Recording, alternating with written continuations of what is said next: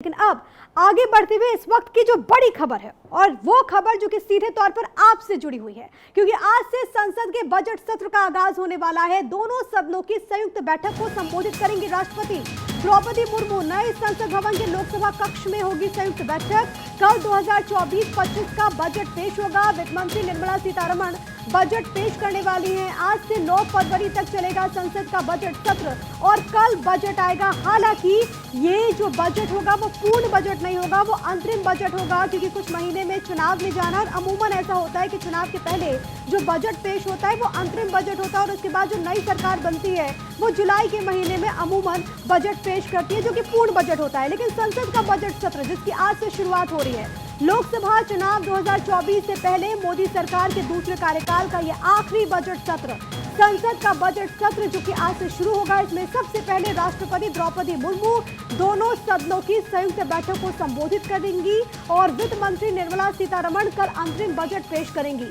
माना जा रहा है कि जम्मू कश्मीर से जुड़े वित्तीय बिल समेत कई अहम बिल सदन में पेश होंगे। संसद का बजट सत्र आज शुरू होकर 9 फरवरी तक चलेगा। नई संसद में पहली बार राष्ट्रपति का अभिभाषण होगा। आज राष्ट्रपति के अभिभाषण के साथ ही सत्र की शुरुआत होगी। सुबह 11 बजे नई संसद में राष्ट्रपति द्रौपदी मुर्मू का अभिभाषण होगा। 9 फरवरी तक चलने वाला सत्र हंगामेदार हो सकता है।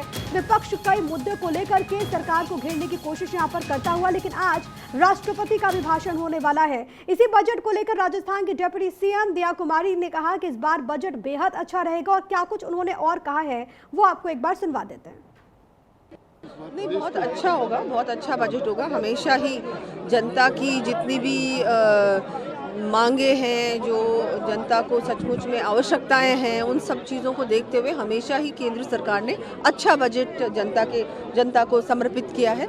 इस बार भी यही होगा और हमारा भी वोट ऑन अकाउंट आने वाला है, उसमें भी अच्छा ही, बिल्कुल अच्छा ही होगा। आपने देखा कल ERCP का इतना बड़ा ऐतिहासिक काम है, इतना बड़ा ऐतिहासिक काम हुआ है और ये इतना बड़ा काम हुआ है जिससे कि पूरे ही ईस्ट राजस्थान की पानी की समस्या है उससे उनको निजात मिलेगी। तो ये इतना बड़ा काम हुआ है, उसके लिए माननीय प्रधानमंत्री जी, माननीय मुख्यमंत्री जी का हम सभी धन्यवाद देते हैं। कि तो वही कांग्रेस नेता जयराम रमेश ने इस बजट को लेकर के अपनी प्रतिक्रिया दी है। क्या कुछ कहना है कांग्रेस का, जयराम रमेश का, वो भी आपको एक बार सुनवाते हैं। छोटा सा सत्र है, 9 तारीख तक है। पहले राष्ट्रपति जी का भाषण होगा, उस पर बहस होगी, बाद में बजट पेश किया जाएगा, उस पर बहस होगा। तो छोटा सा सेशन है। मैं नहीं समझता हूँ इसमें बड़े बड़े कोई बिल पेश करेंगे, कानून बनेंगे, ऐसा कुछ नहीं है। तो देखिए, विपक्ष ये कह रहा है कि बजट सत्र छोटा है, विपक्ष कह रहा है कि बहुत ज्यादा उम्मीदें नहीं है, लेकिन कुल मिलाकर जो बड़ी बातें हैं वो आपकी टीवी स्क्रीन पर। बजट के बारे में ये जानकारी कि आखिरकार बजट शब्द है क्या, ये फ्रेंच भाषा से आया है। फ्रेंच शब्द बुजे से बजट निकला। इसका मतलब होता है छोटा थैला। इससे पहले आप देखते होंगे कि पहले एक ब्रीफ केस लेकर के वित्त मंत्री आते थे, बजट पेश करते थे। अब ये वही खाता जो निर्मला सीतारमण के हाथ में है, उससे बजट पेश होता है और उसके बाद तो डिजिटल ये हो चुका है। भारत का पहला बजट 7 अप्रैल 1860 को पेश किया गया था। अर्थशास्त्री जेम्स विल्सन ने ब्रिटिश सम्राज्ञी के सामने इसे पेश किया था और उसके बाद इसे पेश किया जाता रहा है। पहले फरवरी के आखिर में होता था, लेकिन उसके बाद फरवरी की शुरुआत में होता गया। निर्मला सीतारमण के नाम पर एक रिकॉर्ड है, वो ये है कि 2020 से 21 में जो उन्होंने बजट पेश किया था, सबसे लंबा बजट भाषण उन्होंने दिया था। वो 2 घंटे 42 मिनट का बजट भाषण था। हालांकि कई बार हमने देखा है कि बजट जब पेश करते हैं वित्त मंत्री तो वो शब्द बहुत छोटे भी होते हैं, कई बार 800 शब्दों में ही उसको कंप्लीट कर दिया जाता है। लेकिन और क्या कुछ बड़ी बात है, 1977 में देश का सबसे छोटा बजट पेश किया गया था। वित्त मंत्री उस वक्त के हीरूभाई मुलजी भाई पटेल ने 800 शब्दों का बजट भाषण पढ़ा था, जो कि मैं आपको बता रहे थे कि कई बार ऐसा भी देखने को मिला है और रिकॉर्ड भी इसके लिए बनते गए हैं। इसके बाद देखिए, सबसे ज्यादा बार बजट पेश मोरारजी देसाई के नाम रिकॉर्ड बार बजट पेश करने का ये जो तमगा है वो उनके नाम है। उन्होंने 10 बार बजट पेश किया था। पी चिदम्बरम ने 9 बार, प्रणब मुखर्जी और यशवंत सिन्हा ने 8-8 बार बजट पेश किया।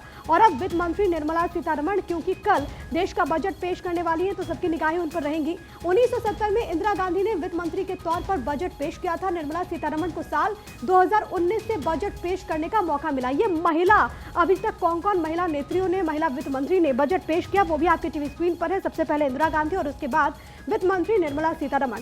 आर.के. षणमुखम शेट्टी ने पेश किया पहला केंद्रीय बजट। 26 नवंबर 1947 को बजट पेश किया गया था। आजादी के बाद जो पहला बजट था वो उस वक्त पेश हुआ था और उसके बाद अगर हम बात करें तो इसमें कई सारे चेंजेस, कई सारे बदलाव हुए हैं।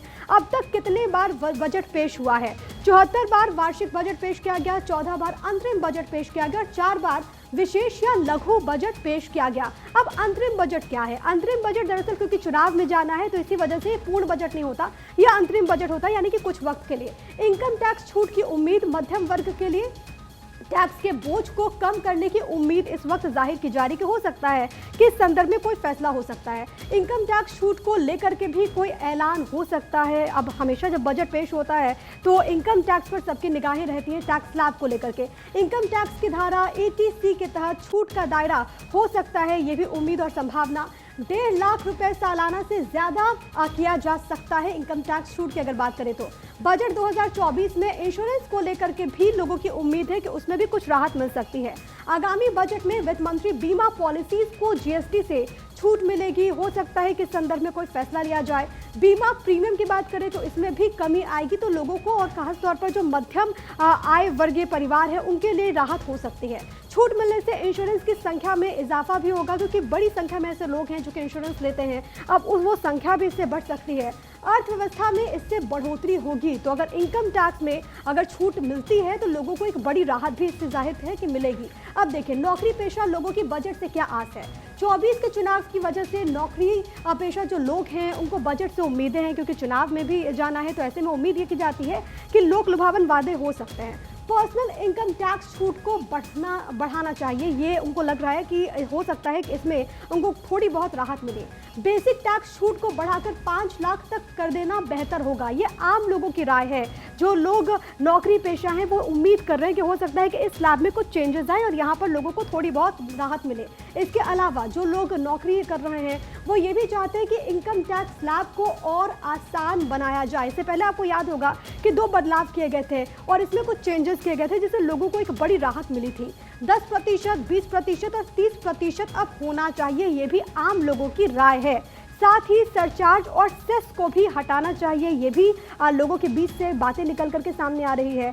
आम आदमी के लिए टैक्स भरना इससे आसान हो जाएगा, जो उम्मीद वो जाहिर कर रहे हैं कि इस बार अगर कुछ राहत ऐसे मिलती है तो उनके लिए काफ़ी अच्छा होगा। महिलाएं, क्योंकि महिलाओं को उम्मीद है, आधी आबादी है, तो महिलाएं चाहती हैं कि कौशल विकास योजना को लेकर के कुछ ऐलान उनको लेकर के हो। सम्मान निधि के रूप में सालाना 12,000 रुपये तक की राशि का ऐलान मुमकिन है कि इस बार वित्त मंत्री निर्मला सीतारमण कर दे। इसके अलावा मनरेगा के लिए महिलाओं को विशेष आरक्षण और अधिक मानदेय देने की भी उम्मीद इस बार के बजट से जाहिर की जा रही है कि इन तमाम मदों में आवंटन के साथ ही साथ लोगों को राहत मिले, महिलाओं को राहत मिले और जो अलग अलग योजनाएं चल रही हैं सरकार की जो बहुत महत्वाकांक्षी है, उन योजनाओं में भी महिलाओं को लाभ मिले। महिलाओं को ब्याज रहित लोन देने का जो प्रस्ताव है वो भी संभव है कि इस बार का जो बजट पेश हो रहा है अंतरिम बजट, उसमें लाया जा सकता है।